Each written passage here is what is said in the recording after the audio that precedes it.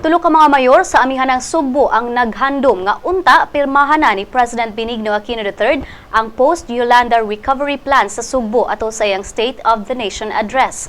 Duha na kabuan ang milabay sukad gipasar sa Presidential Assistant for Rehabilitation and Recovery Cabinet Cluster ang rehabilitation plan sa Sugbo. Apan ang Kapitolyo wala pa kadawat og feedback gikan sa Malacañang hangtod karon.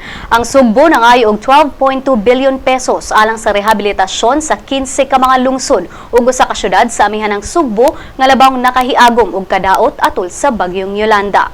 Mato ni Medellin Mayor Ricky Ramirez nga og dili pa sa private sector, posibleng hangtod karon wala gihapoy classrooms ang ilang mga estudyante. Samtang si Madridejos Mayor Salvador de la Fuente naghandom nga maapil ni Aquino sa iyang sona ang iyang plano sa mga komunidad nga apektado sa bagyong Yolanda. Si San Remigio Mayor Mariano Martinez nang hinaot nga mapadayon sa presidente ang Poverty Alleviation Program niini sa sunod duha ka mga tuig.